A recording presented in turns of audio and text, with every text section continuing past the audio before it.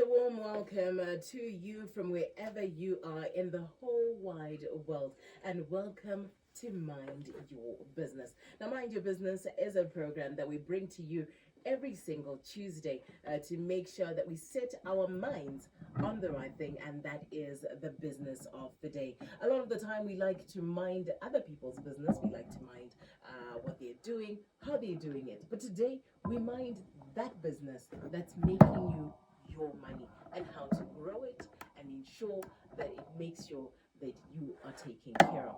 And as usual, I do have Nyasha in the studio. Now, I like to bring Nyasha in the studio simply because I like the fact that he wants us to be compliant, to be well set up, to be running according to something that can give us good profits without worrying and looking over our shoulders that who is following us and who will know what's happening in our businesses. So I love to have Nyasha here because it makes me feel organized. Hi, Nyasha. Hi, Kim. How are you? I'm good. How are you? Awesome.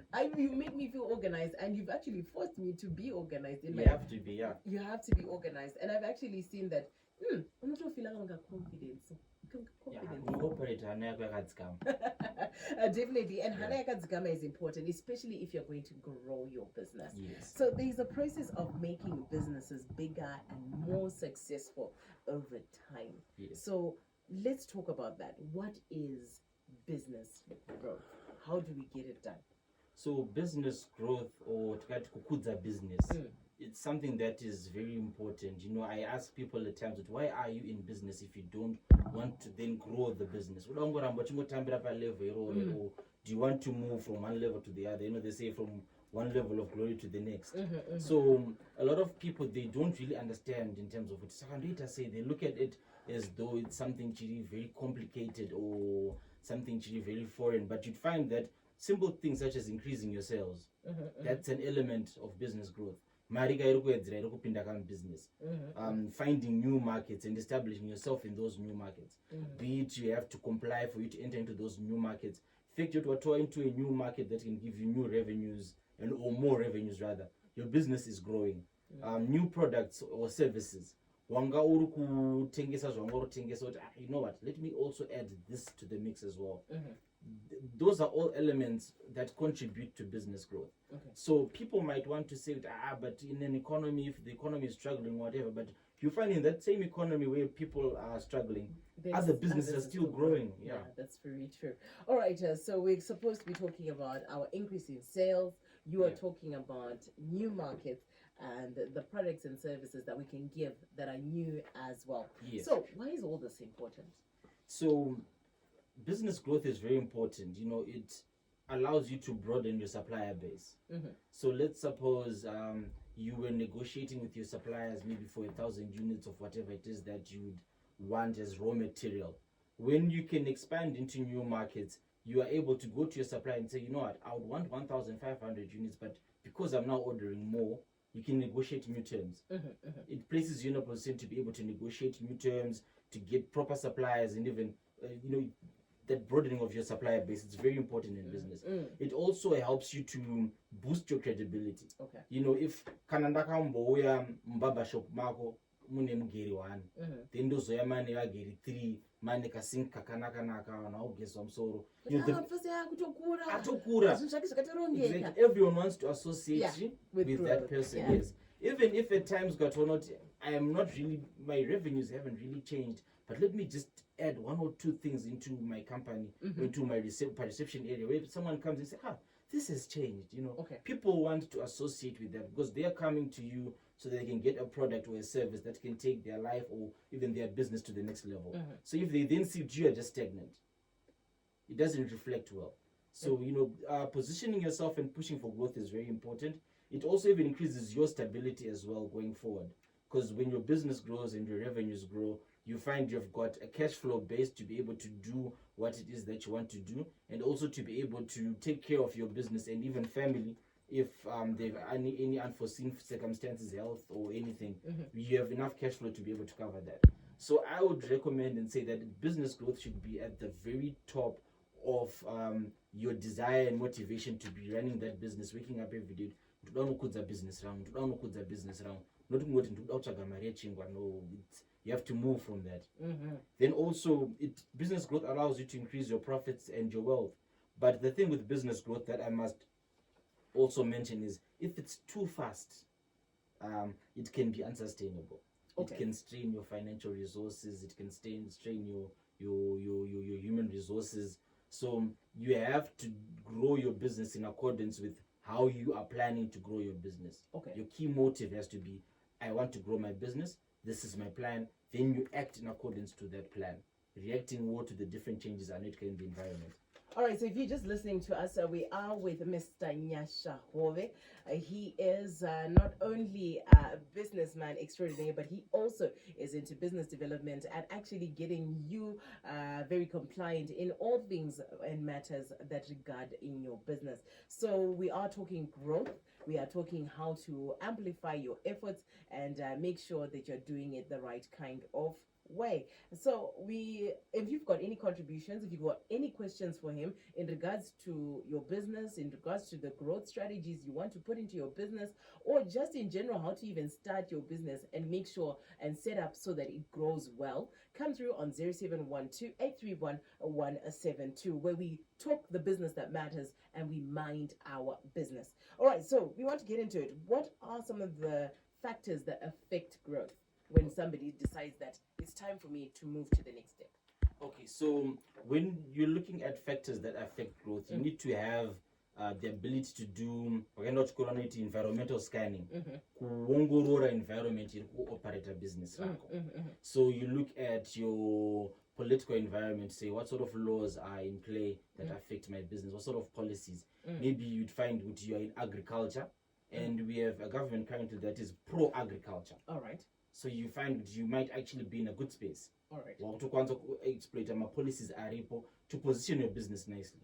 Like we were talking to another businessman who does poultry, and he was saying there has never been a better time to get into poultry because right now we can't even feed our market.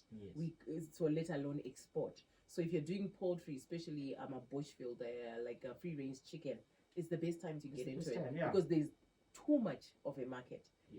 All right. So but that knowledge comes from you being able to sit down and just scan and look at the environment. You know, it's funny because are in business. I know that I not doing the news, but here pa news people don't announce zvimwe no poultry pane zvakati amendments are kuitwa saka zvinhu zvakufamba zvakadaiwo. In the times maybe you might be in luck with regards to some of those things. Then also looking at even the natural environment, you find now we've got climate change. There's a lot of things that are going on. Maybe you're into agricultural inputs and you're hearing climate change adaptation. Why not then shift to say, okay, so my implements and I'm doing some gauge. They can to my drip kit. Can I get a very cheap drip kit or some drip irrigation technology that I can introduce into my business? Because you're looking at the environment as well. Then you look at the social aspects, which are to deal now with the cultural dynamics of the area in which you're operating. You'd find that if you were to go into an area where maybe they've got a certain religious inclination as a community, you can't then go and open maybe a bar or a nightclub, all sorts of things. So that is very important as well. Then also technology, to say what sort of new technologies are now in Zimbabwe or out there that I can exploit here in Zimbabwe. Being able to look at those as well is very important. And even the legal aspects of the growth in which the area in which you want to grow your business into, to say, do I then need to comply if I am going to then start to supply eases? As we said, which you have to comply in order for you to supply. So business growth, in terms of the factors that affect them, I would say that it's always necessary for you to be able to look at your environment that you're operating in from these 6 angles, and then be able to say, okay, so these are the factors that affect Panduda Kupindapa. So how do I address them so that I can be able to grow my business in that area? All right, so somebody's coming through and she says, I run a salon and I'm not too sure what new products or services or treatments I can grow. I am in a high density. Okay. So what she could do as a start would be first to go and just look at all the other players within a certain radius of where she's operating. Okay. Look at the standard at which they are offering their service. Then try to see what she can do to slowly begin to upgrade her standards in terms of the hygiene, the color, the ambience. Because, when people come through for such services, they are going to be there maybe for 3 to 5 hours. I'm just guessing that's how long women would take when they're getting their hair done. But those 3 to 5 hours, how are you going to make them an experience to your customer? Then from there, you then begin to look at also, how do I then increase the number of people coming to my salon? So you'd find, hauna mari yakawanda yawambonyanyisa, maybe bongochinja 2 or 3 mabulb. Anditi kungotsvaga mabulb anobakawo zvakanakawo zvinikawo bright.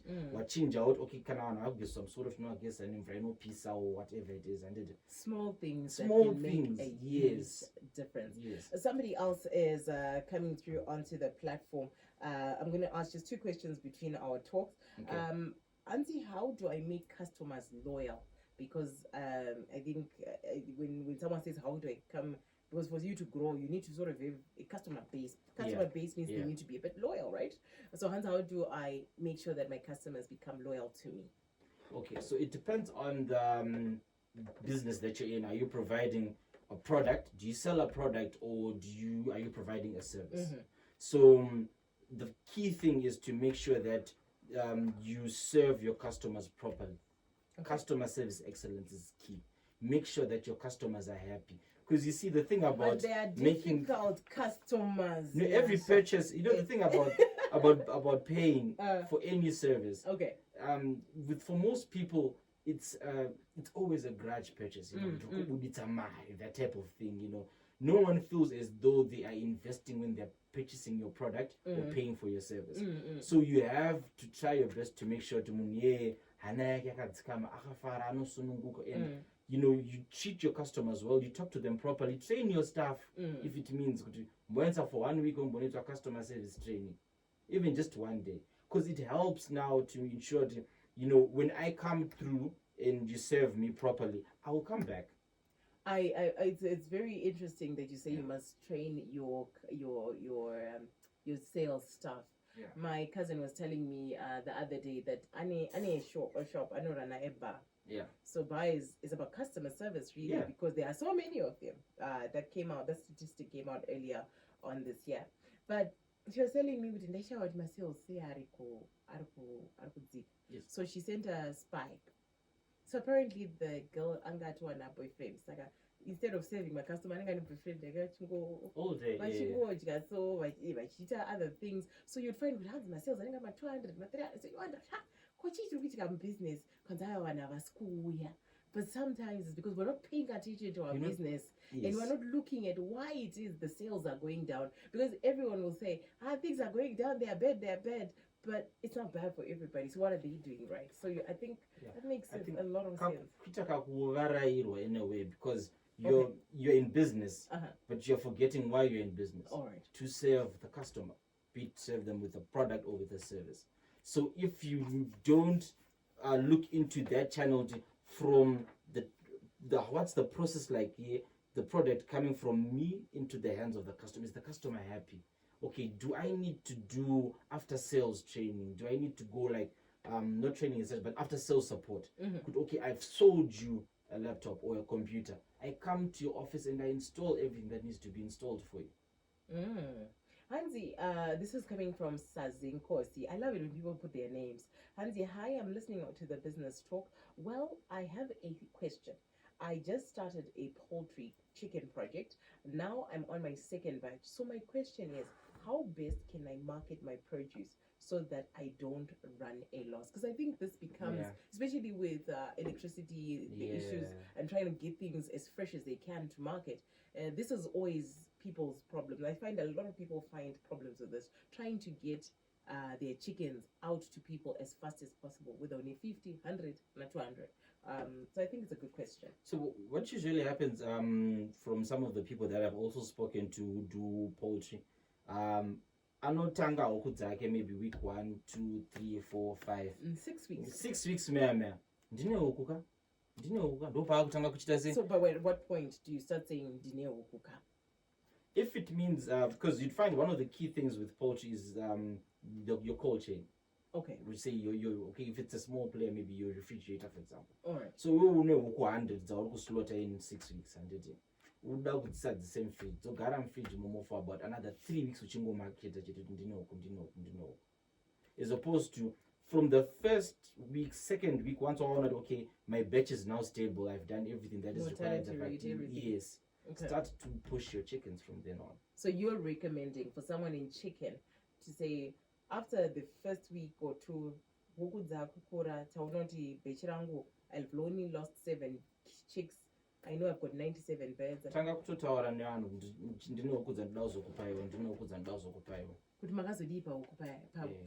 All right. So you find with out of 100 people watch out now, maybe let's just say 20 people will buy, but at least they're buying within the first 2-3 days to slaughter. It gives you a boost. Then as opposed to you slaughter all your chickens in one day, then day 2, day 3, day 4, maybe someone will go up again. I did that once. Yeah, I lost like a lot. I ended up eating my own chicken. You see, I was eating chicken every day. Because the thing is, you get distracted at times that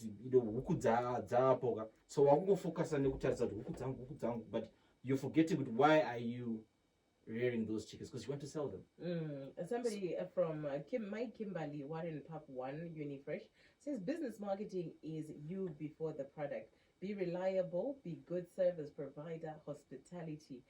Thank you so much for your contribution. Wow. So there's business English that we all learned at school, the SWOT analysis. Yes. And you'll find that everyone has become a business person. So we're not looking at a SWOT analysis for a huge organization anymore. We're looking at it from as little as a micro entrepreneur. Yes. So how can we apply the SWOT analysis to our day-to-day businesses, from the micro all the way to the medium? Because once we do large, we don't really need to really talk about that. So how do we start applying SWOT analysis from a micro to a small to a medium enterprise? Well, I wish they even see my pens because it's pens out, books on the table. Doing a SWOT analysis is very important because in your business or business it's really. Can we define it for those that don't know what it is? So SWOT stands for strengths, weaknesses, opportunities, and threats. Okay. So when we're looking at strengths, what is it that you do well?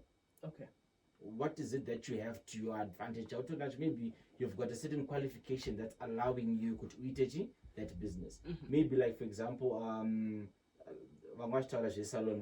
maybe one name genuine qualification yacho, and she's also maybe done 10 years experience, maybe working at a high-end salon, mm-hmm. or she's done competitions within that space, or whatever it is.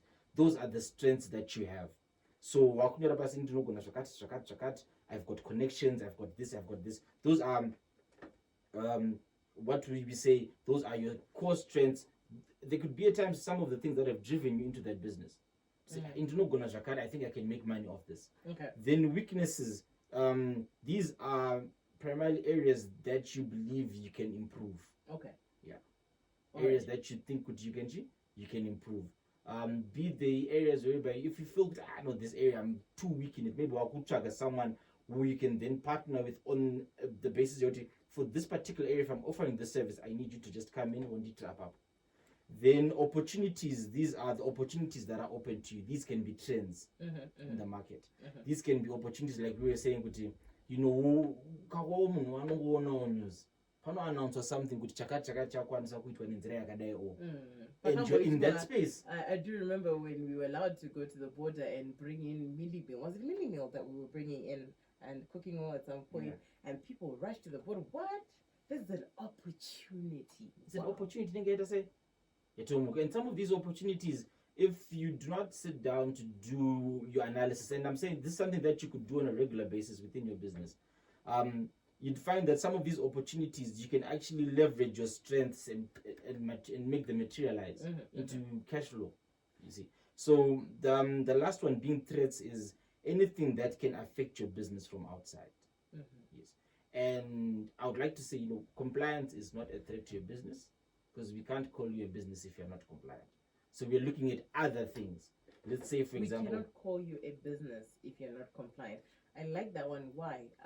I was talking to somebody about a business that I had that I wanted to do. Okay.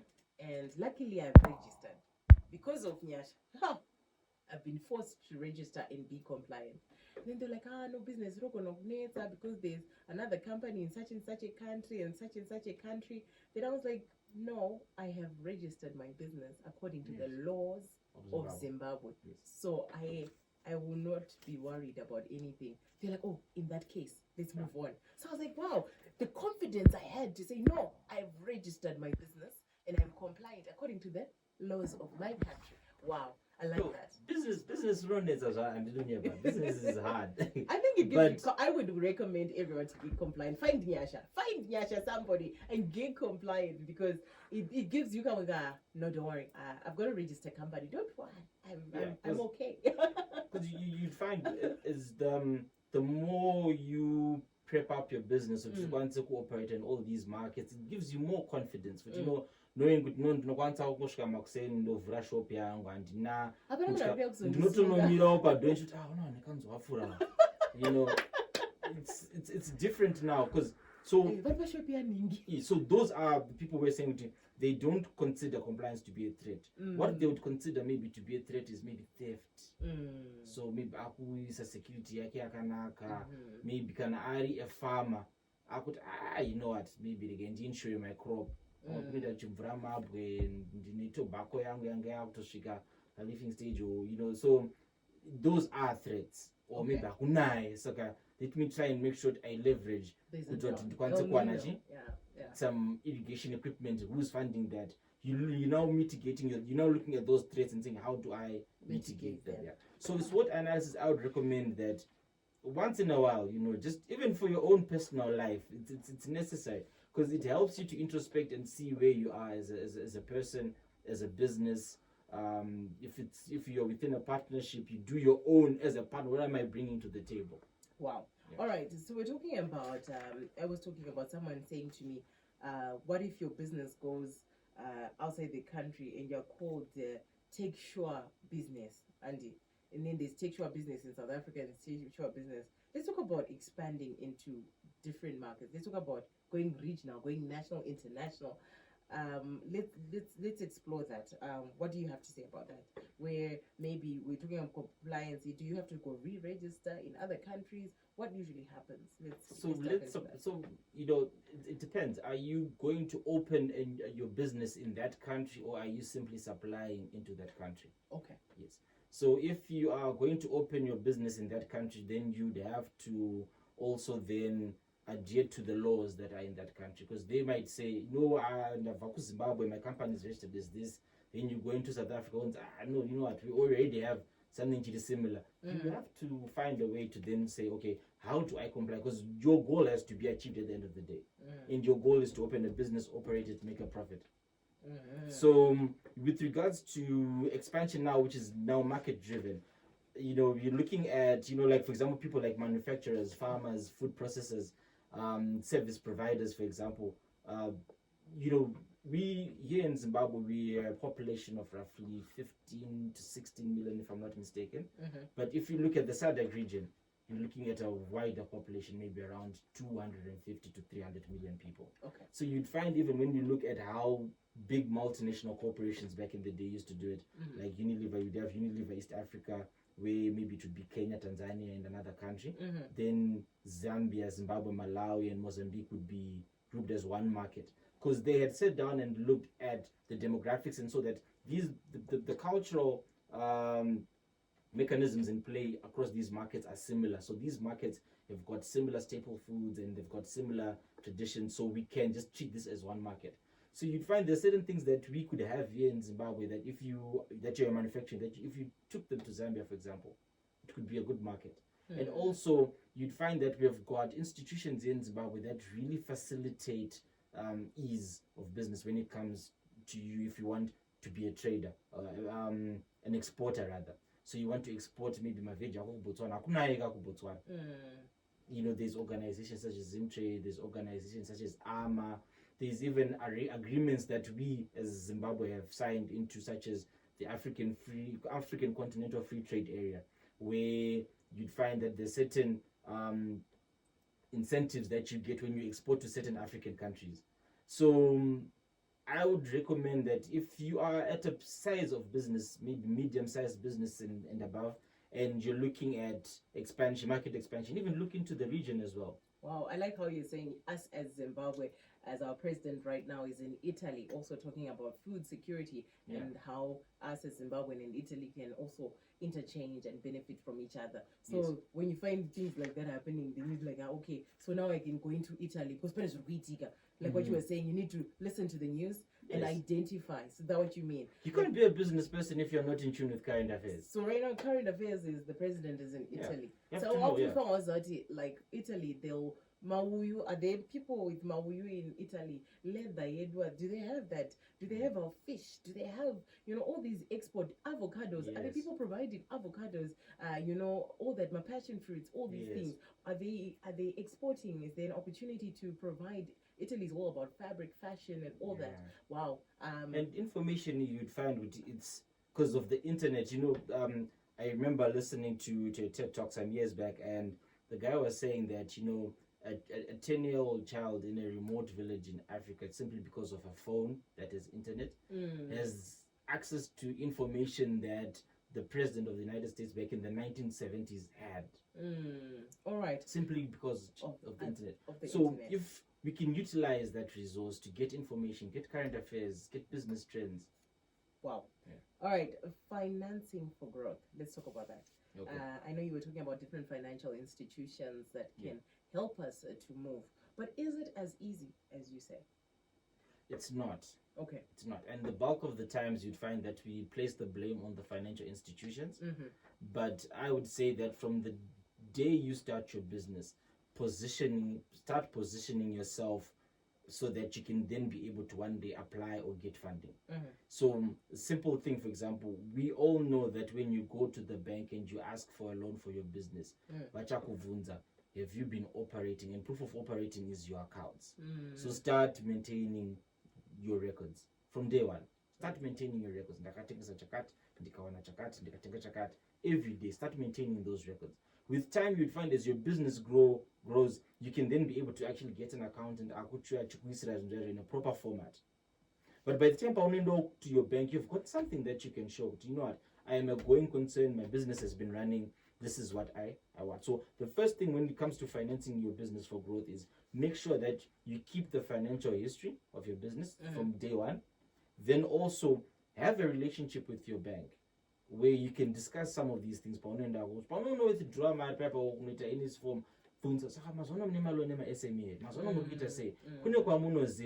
tell you these things.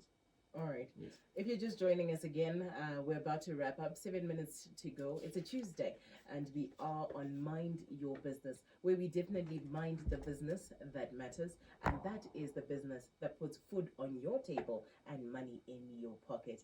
And believe it or not, it is important for us in our everyday lives to make sure that we get organized and put ourselves in a state of compliance, a state of order, so that we don't want to operate in fear or say there is favor somewhere else. So we've got Mr. Nyasha Hove.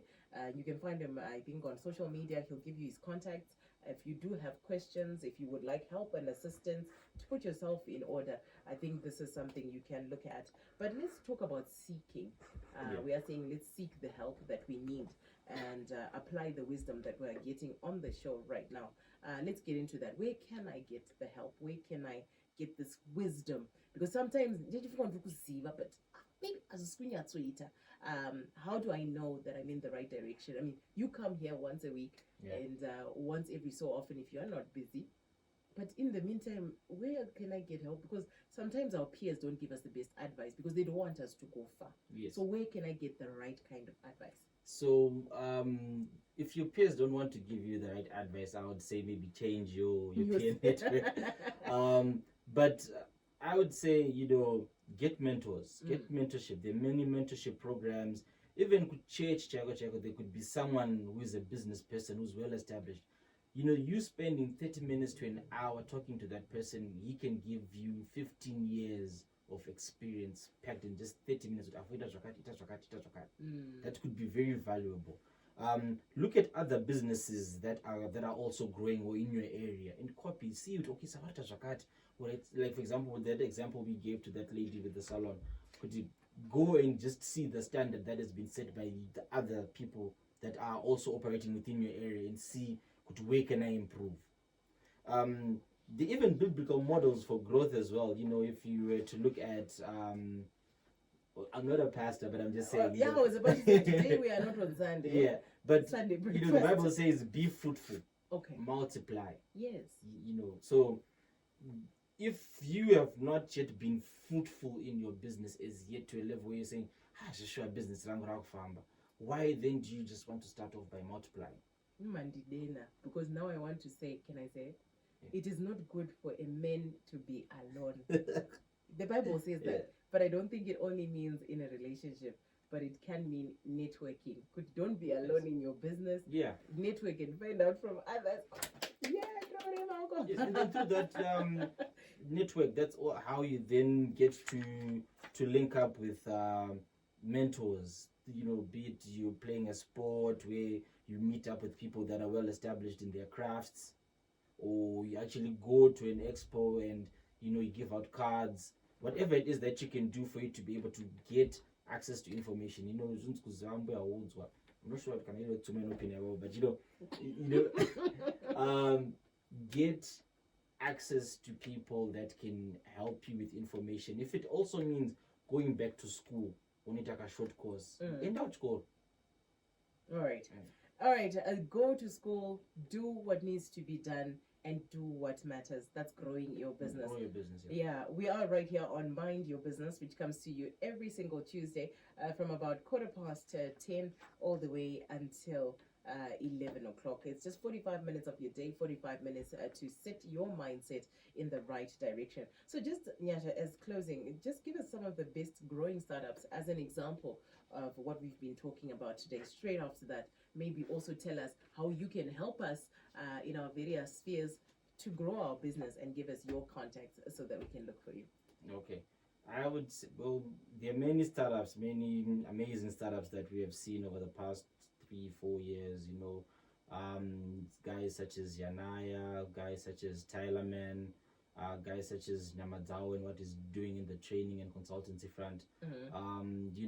These are businesses where you have seen, people, of course, we have seen their businesses boom over the past 3-5 years, but even when you then sit down with them and they tell you their journey, you can see, okay, so you have been steadily growing your business and just pushing. Yeah, wow. I've seen some startups where they started with one shop and you're like, what you're talking about, the branding. So